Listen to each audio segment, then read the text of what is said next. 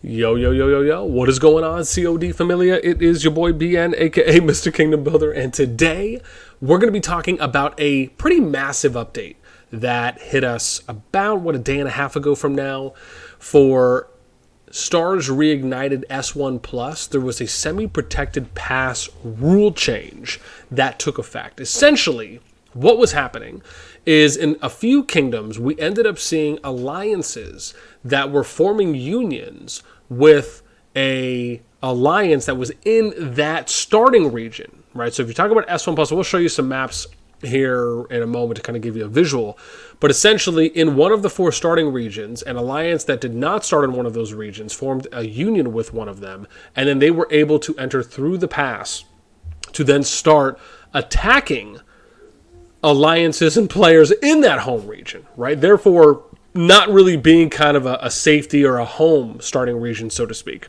And this apparently ended up getting a lot of backlash, but to the point of where obviously we're seeing a change now. But there is so much to unpack in this that goes so much deeper than really just what this update is, and we're going to talk about that in a moment. So let's read this, where we just kind of give you a little overview, and then we're going to show you some visuals and really get into everything. So it starts out by saying some lords are entering their allies, right? We discovered that in Stars Reignited S1 Plus, some lords are entering their allies' affiliated region and launching attacks. To ensure competitive balance, we are applying the following optimization. In Stars Reignited S1 Plus, when a pass occupied by your alliance is semi-protected, no Union member's legion will be able to clear the pass unless they have occupied a behemoth lair in the pass's region. Now, again, bearing in mind, basically you just wouldn't be able to do that. Like, you wouldn't be able to take someone as an example, right? Let me move my skadooshing face over.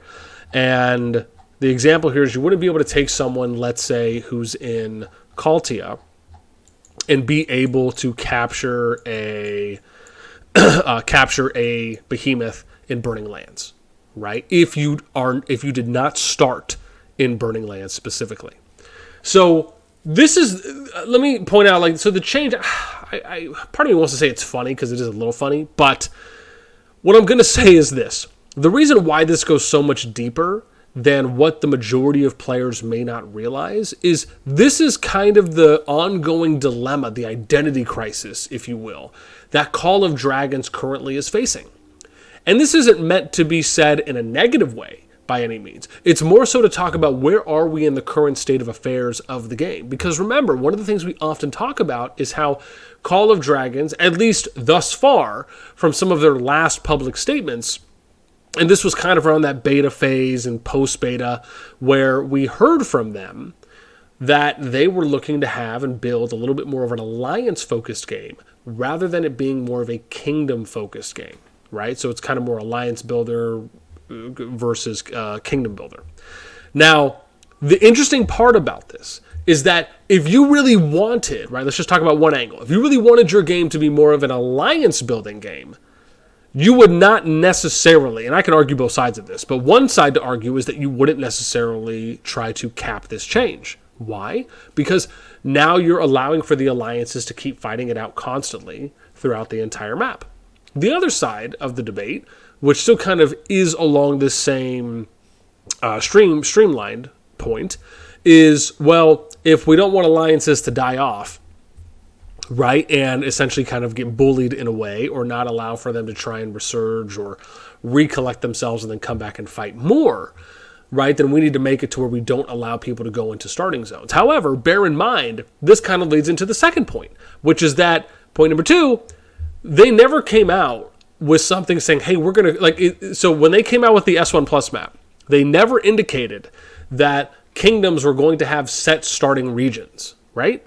However, the changes that they're doing are only trending in that direction, right? The only thing they haven't done, essentially, at this point, is just say, well, your kingdom's going to start in this region, your kingdom's going to start in that region, and basically, at the moment, you still could arguably have four kingdoms all just pile into one region, at least until they end up hitting like the region member cap.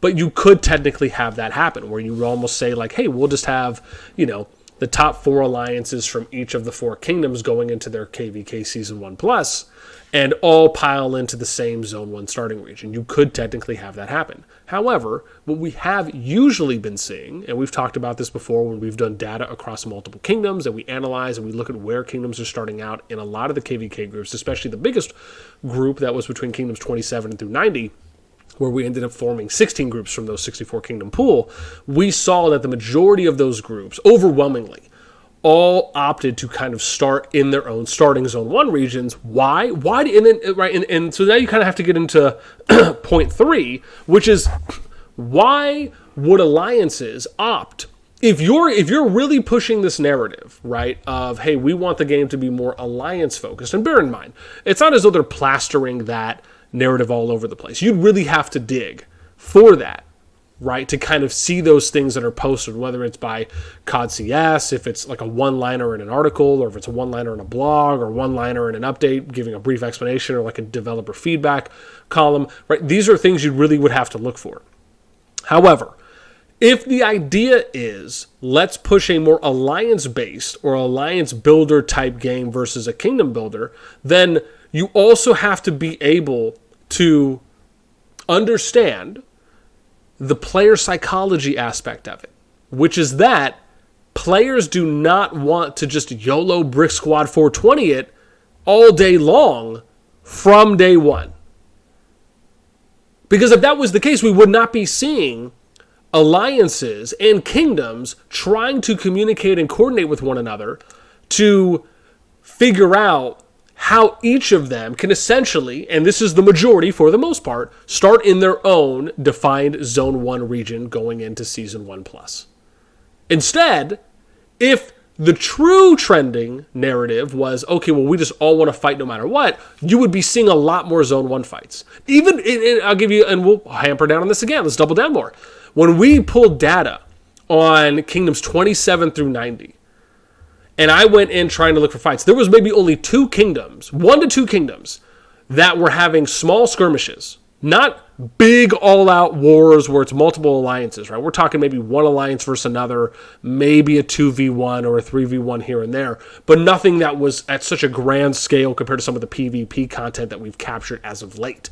So this further indicates and gives you the insight that players are not wanting to just fight it out from day one. That's essentially how you kill early motivation, early engagement, and players are just not really all about that. Sure, maybe the ones who are spending a lot of money. Why? Because they're basically already at endgame or they're near endgame. So when you're talking about like account progression versus me going out and doing PvP, well, they're kind of already meeting the account progression point, right? They're kind of almost done with that. So what's left for them? Well, PvP is the only thing that's really left. Whereas for people that are considered maybe like mid-spenders all the way to free-to-play, you still haven't maxed out account progression yet. And when we say maxing out account progression, we're really talking about having max buildings, all 25, having max tech or max T4 tech. Essentially what that means is that you have maxed out all your tech with the exception of just researching T5, right? So you have max T4, right? If you haven't done those 2 things, at minimum, then you're probably still caring about account progression and not necessarily full-on PvP, right? So these are also factors that you have to do. And it doesn't mean that everyone believes that, but it's just more likely that the people who are closer or have already maxed their building and research are more into doing more PvP more often because they do not necessarily have to worry as much about doing some of these other things, right? So a lot of their resource income can immediately go out to more PvP-related buildings and queues compared to doing building research, etc. And then I'm going to say with point number 4 here on really what I would just like to see. Like, look, just because you look at other games and you take the good things and you look at the things that maybe they didn't do that well, what would you consider to be more opportunities rather than opportunities like versus strengths, the fact is that if you want to keep the most amount of people playing your game, you should not try to basically erase their entire being from the face of the earth day one, and or not create situations where their entire being can be eradicated, essentially, at some point in the season. I personally like the idea Or sorry, I shouldn't say at any point during the season. I should say like early to middle on. So let me say, if you look at a game like Rise of Kingdoms, the way that they did their starting KVKs, where everyone kind of got populated into a starting zone 1 region, if you're just talking about refreshing from that being a new map, what would happen is they had like this middle space that you could go into. And let me see if I can Google real quick. KVK 1 map rock. Let's see if we can get a little overhead here so I can kind of give you guys a solid. Here we go. So here's a really good example of what I'm talking about. So let me max this map out real quick. And let me see if I can show you guys what I'm talking about. Here we go. Cool. So let's switch this over. And you guys are going to love this, so I can give you a really good example here. So when you're looking at this map, right, this is kind of this is essentially what some of the early Rock KVKs looked like, right, before they obviously switched up the KVK 1 map. But let's really talk about what I would consider to be a really nice, unique design. And I also want to talk about some of the things I really like about the CoD map for S1+. But if you started in one of these regions, right, you could start top, you could start in one of the corners or one of the middles, right? So you can kind of see here light green essentially is your zone 1. You would then go out into a neutral, like zone 1.5, and then you would fight it out with anywhere from essentially 1 to 2, right, or even 0 to 2 other kingdoms. And an example of this would be, well, let's say you started in a corner, but number 6 went east or right, and then number 8 went north, right? Well, okay, you have no one there, so you're kind of going in, right? And then obviously the opposite could happen, and then vice versa. Hang on, go back up right there. Okay, go ahead, sweetie, go potty. Thank you. So you have this like neutral 1.5 zone, and then once you finish the fight there, you could then go into zone 2. Right, you couldn't go into any of the zone 1 starting regions, but then you would go into zone 2, and you can kind of choose depending on where you started. And then obviously you have zone 3 progression. But the way that the gates opened is you would have your level 2 gates, or your level 1 passes. You'd have your level 3 passes here, or sorry, level 2. And then you'd have level 3 going into zone 3. Then you'd have your level 4 passes, right, which go into the starting region. So the passes that opened last were always the starting region passes. Now, you can then kind of make your own mind up as far as, okay, well, do you like the idea of the home starting kingdoms opening their passes eventually or no? And you can essentially debate the kind of semantics around that, where it's, because again, the two arguments there are essentially, if, let's say, we look at Burning Lands as a starting zone 1, Zoland as a starting zone 1, you have Daraland, and then you have Sophrostia. So let's say that once let's say if they opened, right, what would that mean? Well, if they opened near the end of the season, then sure, yeah, you can go in there and fight. But then again, who knows how much resistance you're going to get? What if the starting zone 1 region isn't going to fight? And then they're basically just stuck at that point, right? Because remember, there's no home kingdom. In Rock, you could actually go back to your home kingdom. In CoD, they do not have a way for you to go back to your home kingdom currently. Doesn't mean that it may not come, but it also may not come at all. And so then you have to look at, well, how is CoD set up? And based on there not being necessarily a home kingdom, it doesn't make sense for them to allow for you to go into a starting zone 1 region. Because then you could cause an incredibly more destructive amount of chaos, and then the players there have nowhere to go. So really, in my opinion, and again, I understand where they're kind of going with, hey, we're going to allow for you to choose. This kind of goes into point 5, which is, okay, well, how should we really set up starting zone 1 regions? Should we do it under the current system, keep it under the current system, but just make it so that, like, you know, hopefully this change will help in that regard, where you just kind of have to pick the starting zone 1 region that you go to. But then the challenge from picking the starting zone 1 region is that now from this recent update, you have to then think about, well, how will alliances go into future S1 pluses? Will they go in knowing that there's no way for them to get into this starting zone 1 region? So what they're going to do is they're going to try and hunt. And maybe what they'll do is, instead of all going at once right away, they'll wait a little bit. Maybe they'll wait 5 hours or 6 hours or enough time to where they can see where all the other alliances are going. And then they'll wait. So that way then they can go into those starting zone 1 regions and basically just either decimate them immediately or maybe kind of play out the long game and then eventually go back and fight them, once everything's kind of said and done so they have people that they can still hit? Or do you do it where you have each kingdom go into a set starting Zone 1 region, and then you let it play out how it does? The other way to do it, which I think would be pretty cool, is if you gave kingdoms the choice to choose which starting Zone 1 region they wanted to go into, so kingdoms could coordinate with each other if they would like to fight in the neutral Zone 1s. So let me give you an example. Let's say, I'm just going to give you kingdoms 1 through 4. Let's say kingdoms 1 and 2 decided, you know what, we would love to fight against each other.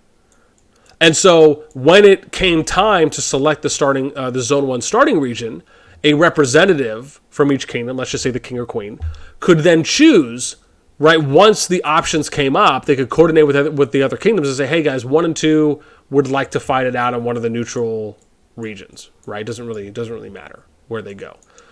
You could say, okay, well, cool. You guys cool? We'll go Sophrostia and we'll go Darlin, right? Or we'll go Burning Land, Sophrostia, or we'll go Zolan, Darlin, something like that, to where they can fight it out Zone 1.